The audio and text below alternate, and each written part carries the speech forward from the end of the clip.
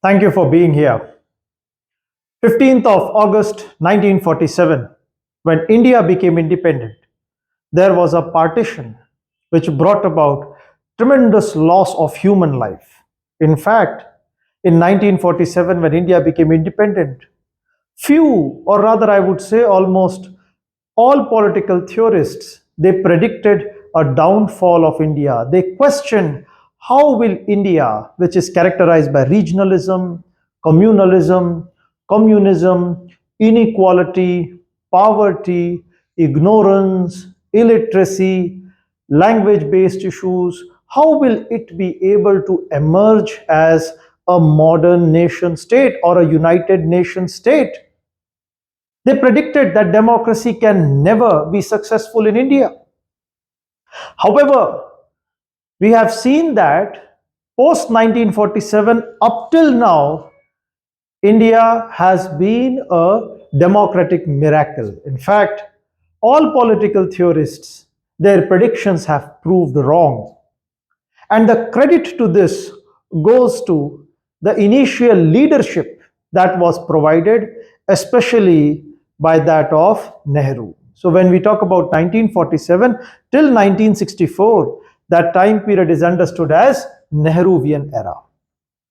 In 1947, one of the greatest challenges to India was safeguarding its idea, the idea of India. When India got independence on 15th of August, the partition, it led to mass influx of refugees in India. The kind of killings, the kind of rhetorics, radicalization and extremism which this partition brought about, it led to bitterness which directly challenged the idea of India. Pakistan had been established on the basis of the two-nation theory. And this two-nation theory claimed that Pakistan is an Islamic state and India is, or Hindustan would be the Hindu state. They never accepted that India or the idea of India was all-inclusive. So when partition occurred and the aftermath of partition impacted India's social, civil and political life, the idea of India came under threat. So one of the earliest challenges was to ensure India maintained its identity as a secular nation state. That is why the time period from 1947 till 1953 is understood as a period of consolidation. That is consolidation of India into a nation state.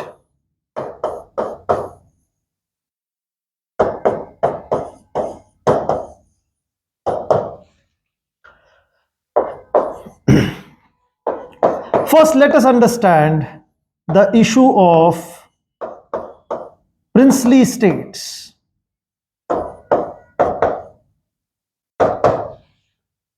The British handed us power. During the British time period, there were two forms of states which coexisted. One were the British states, where the authority of the British was that of direct administration, and another were the princely states, where the British, they exercised paramountcy.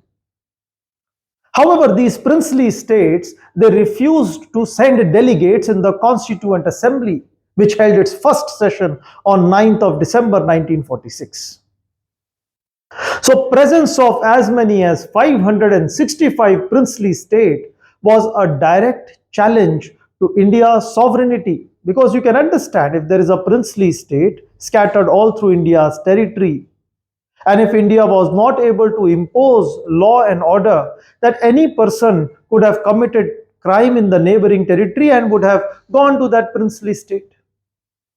Or a person committing crime in India could have simply escaped to the princely state, which would have had a different law, a different legal system altogether. It would have made a mockery out of India's sovereignty.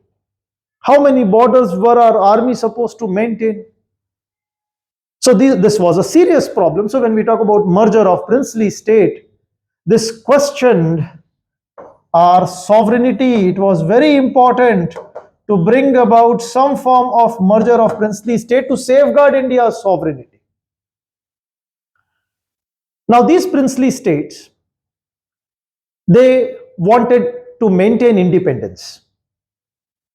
Some of the princely states, they were being convinced by Sardar Vallabhbhai Patel and VP Menon. So we have the princely state of Baroda agreeing in February 1947 to send delegate to Constituent Assembly. The Maharaja of Bikaner appealing to all Rajput Rajas in April 1947 to send their delegates to the Constituent Assembly. Therefore, by 15th of August 1947, almost all princely states except Jammu Kashmir, Hyderabad and Junagadh, they had sent their delegates to the Constituent Assembly. Jammu Kashmir, under its Prime Minister Ramchandra Kak, claimed that it wants independence. It compared itself with Switzerland of East. Hyderabad had its own ideas about independence, and the Nawab of Junagadh, he found his inclination towards Pakistan, whereas the majority subjects were Hindus. So merger of princely states was a severe challenge. All other princely states, they were merged by 1949 via giving them titles, privy purses, and India claiming that the Union of India is not the outcome of any agreement. Therefore, the princely states, they had no rights to claim their territory back. And these three princely states, that is Jammu Kashmir, it was merged via instrument of accession. Junagadh was merged via plebiscite, and Hyderabad was merged via police action. So we will be studying how this politics evolved in some separate series. So we conclude that the merger of princely state, it safeguarded India's sovereignty. If Bismarck brought about unification of Germany, it was Sardar Vallabhbhai Patel who brought about unification of India in terms of territory. So he was the Bismarck of India, or rather I would say one step ahead of Bismarck, because Bismarck pursued the policy of blood and iron, whereas Sardar Vallabhbhai Patel in his policy had the blend of both diplomacy as well as blood and iron if required, especially with respect to Hyderabad. Secondly, when we talk about internal reorganization,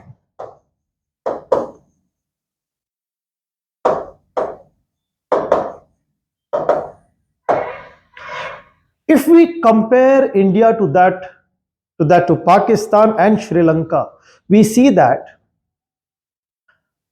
Pakistan and Sri Lanka, they are failed democracies. Pakistan, it tried to impose one single language, Urdu, all through its territories, and the moment it conducted its first elections, we saw that the country was divided between Pakistan and Bangladesh. Sri Lanka, which failed to recognize the political and civil rights of the Sri Lankan Tamils, has failed as a democracy. However, compared to that, India not only survived as a democracy, it strengthened itself as a democracy. And this was because it was internally able to reorganize itself on democratic basis. Initially in 1948, we will study in detail how administrative convenience was the principle, and following this in 1953, when Andhra movement led to creation of separate state of Andhra, there would be linguistic reorganization of India by 1956. So internal reorganization gave India administration.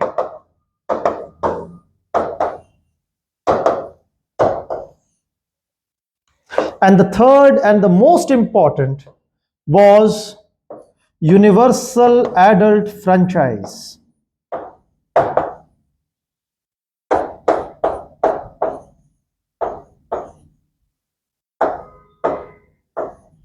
And this gave legitimacy to India.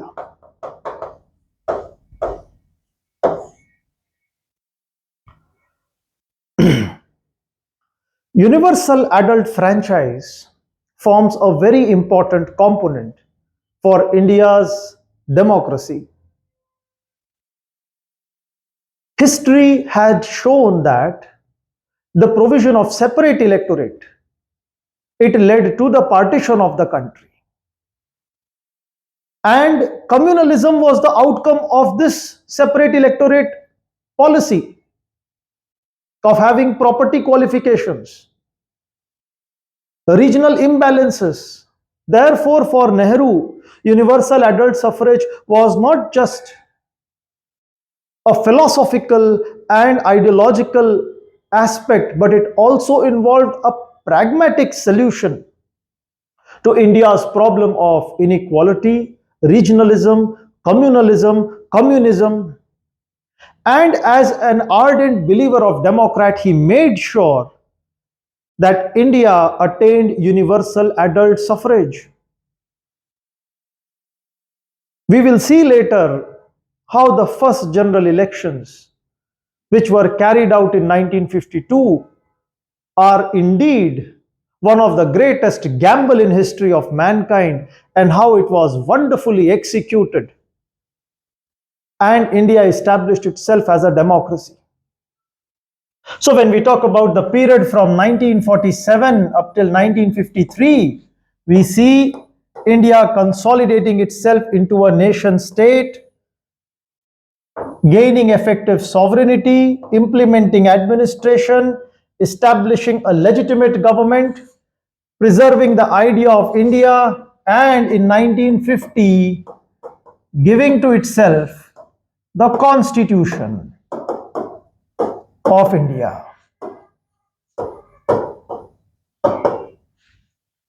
So when we talk about 1952, when the first general elections happened, the first general elections took place, up till 1957,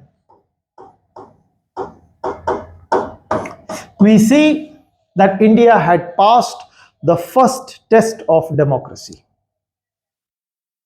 Economically, the colonial rule had ravaged the country. It had destroyed, it had led to concentration of wealth in the hands of few, large-scale poverty.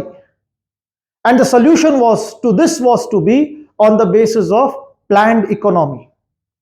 Therefore, in 1948 itself, an industrial policy resolution was passed, and on the basis of the consensus, broad consensus over a centralized planned economic model, in 1951, we had Planning Commission implementing the first 5-year plan.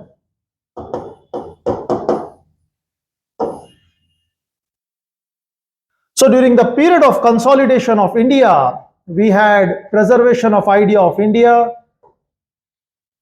adopting and enacting the Constitution of India, safeguarding sovereignty, applying administration, establishing a legitimate government, establishing or enacting the first 5-year plan on the recommendation of Planning Commission, and having a first government put into place from 1952 till 1957. And because during this time period, Congresses formed government at the center as well as state, we see that this was a single party rule.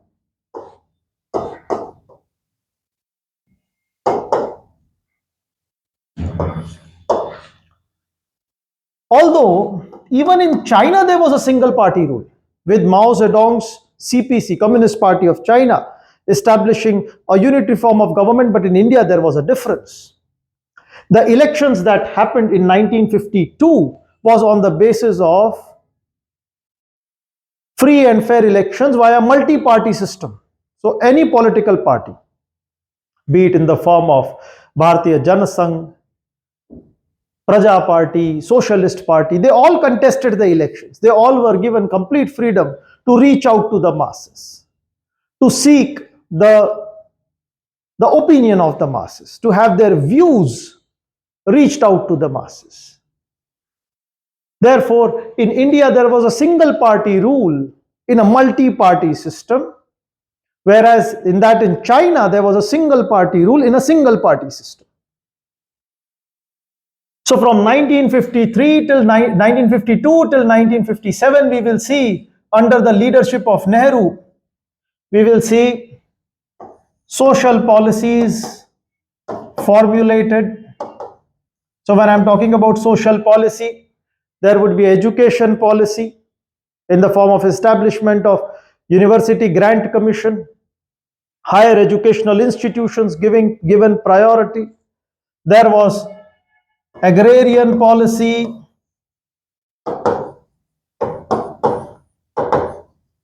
tribal policy,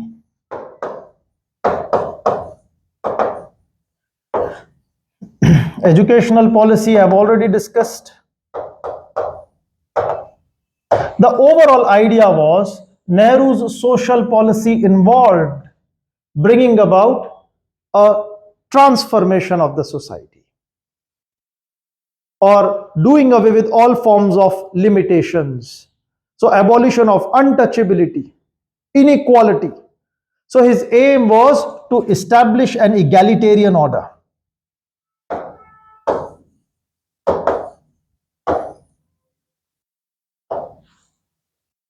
So from 1952 till 1957, we will see social policy laid down. Here we will also see there would be the foreign policy of the country would be given shape to.